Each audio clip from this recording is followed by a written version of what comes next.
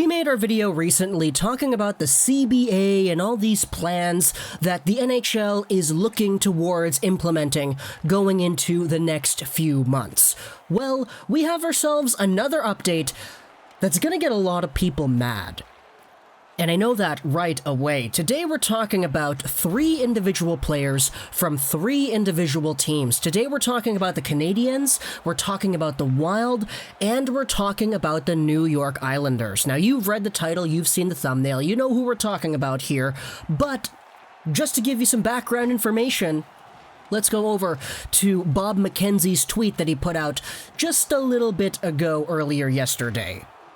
With the usual qualifier of nothing is certain until the agreement is ratified, stamp that on every one of my tweets this week, it's my understanding that recently signed players Alexander Romanov from the Canadiens, Kirill Kaprizov from the Wild, and Ilya Sorokin from the Islanders will not be eligible for the 2019-20 Return to Play series. Now that series, with an apostrophe at the end, that's plural. These are 3 different series going on with 3 different teams, 3 different players involved. And a little bit of a correction here, Ilya Sorokin isn't really a guy who the Islanders have signed, per se. There was that whole controversy on whether or not he was going to re-sign with his Russian KHL team. Then he got new management on that front, and he got a new agent, and that was really weird. So we don't know what's going on with Sorokin, but McKenzie lays it out.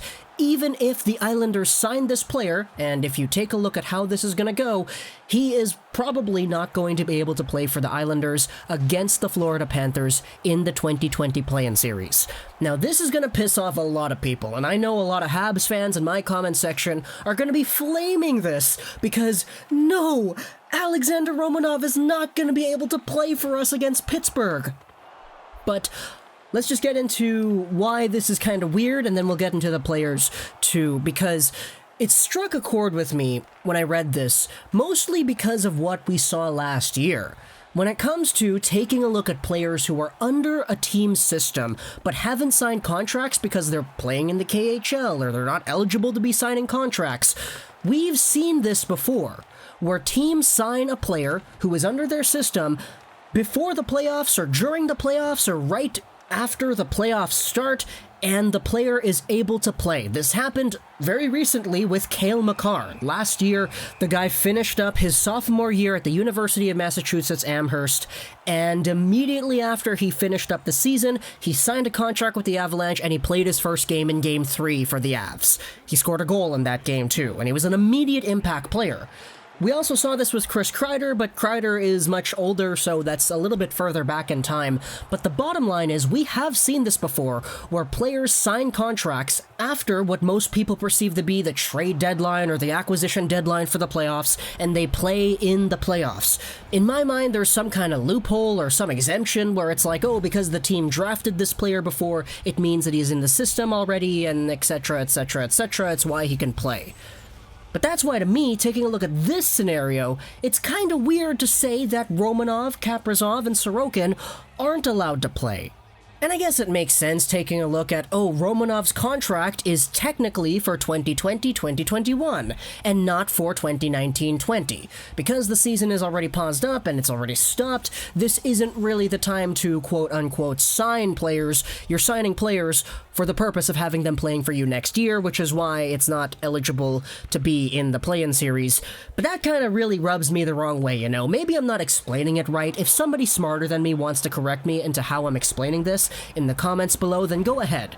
But it kind of feels weird that Cale Makar was able to do this last year, but now Sorokin, Kaprizov, and Romanov are not able to do that this year. Romanov is in a really weird boat because he's the guy that everybody in Habs Nation has been hyping up for years now. Ever since the World Juniors a year ago, this guy was #1 on the Montreal Canadiens radar. He got slid down to #2 after Cole Caulfield was drafted, yes, I know that, but people were still keeping up with Romanov, especially when he went back to the World Juniors and he was still pretty gosh darn good. He eventually solidified himself as a top 4 D-man playing on CSKA Moscow, which is no easy feat, especially for a guy who is only 18, 19 years old. And the rest is history. Habs fans were like, yes, let's see this guy play his first few NHL games against the Penguins. These are games that we don't care about. These are games that we want to lose. So we got nothing to lose by playing the hot young 19-year-old Russian D-man and getting him some exposure against Sidney Crosby and Malkin and Gensel and all these other really good players. We don't care if we lose. So even if he does poorly, that's fine. Just give him that exposure.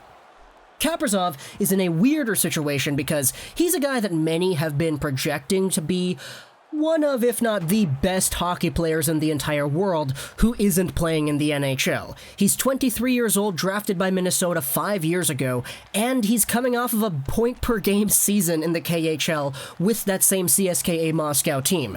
He was one of the best players in the entire league, and the fact that this kind of player has the potential to join the Minnesota Wild for next season is absolutely scary.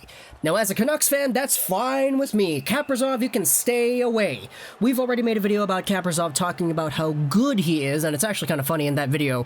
I kind of pronounced Kaprizov's name like, you know the juice Capri Sun? Yeah, I was saying his name like Kaprizov.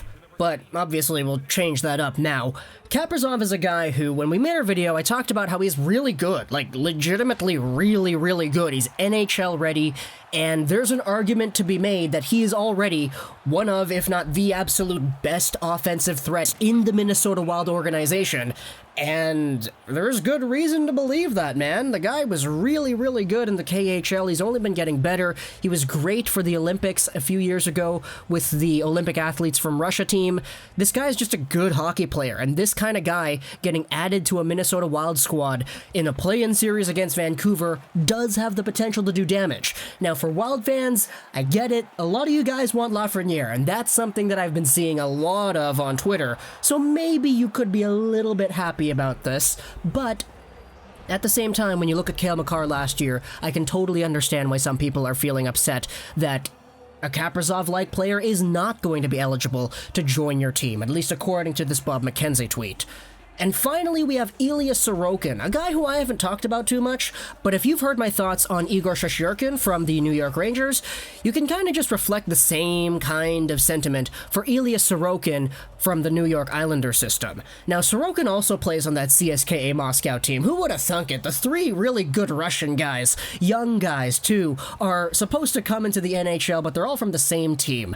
Ilya Sorokin has been one of the better young goalies in the KHL for a while. It was him and Shesterkin that were like 1 and 2 intermittently as who was the best goaltending prospect outside of the league. Sorokin right now is 24 years of age. He's 6'2", 176 pounds, drafted by the Islanders in 2014. Last year, he had a 1.5 goals against average and a .935 save percentage in 40 games played. 2 years ago, he had a 1.16 goals against average and a .940 in 40 games played. And recently, in the playoffs, the KHL playoffs, which did get suspended and stopped because, you know, the beer bug, Sorokin had a .966 save percentage and a .73 goals against average in 4 games. Now, I don't want to get into the technicals as to how good Sorokin is. We can definitely do that in a separate video, but not this video. The fact is, Sorokin is good, and the numbers support the fact that he is good.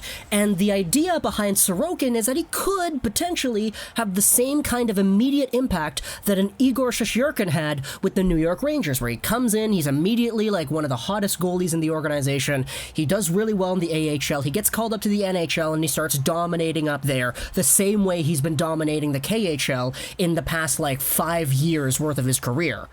Because when you look at the Islanders, sure, Varlamov and Greiss are good players, but when you take a look at a guy who's coming off of a .966 in a playoff series and a .73 goals against average, and you know the track record of this kind of player in the past, you kind of look at it and you say, you know, I want to give this guy a shot.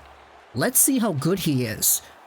But unfortunately, you guys are getting robbed of that opportunity because you're not going to be able to play him, at least according to this Bob McKenzie tweet.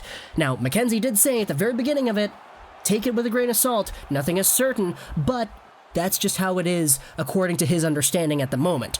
Obviously, the chance does exist that some of these players are able to play later on, but just to our understanding now, that is not the case, and I can totally see why some of these fan bases are really upset as to why that is.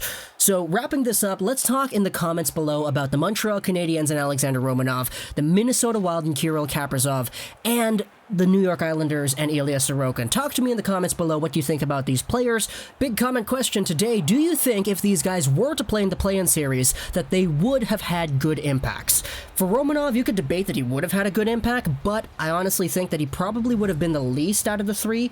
Kaprizov, his offensive skill is amazing. I think he could have had a crazy good impact with the Wild, and Sorokin, his goaltending prowess is outstanding too, so I wouldn't have been surprised if he was able to steal a game or two against the Panthers either. But that's just my opinion. Tell me in the comments below what you think. I hope you enjoyed this video. And bye.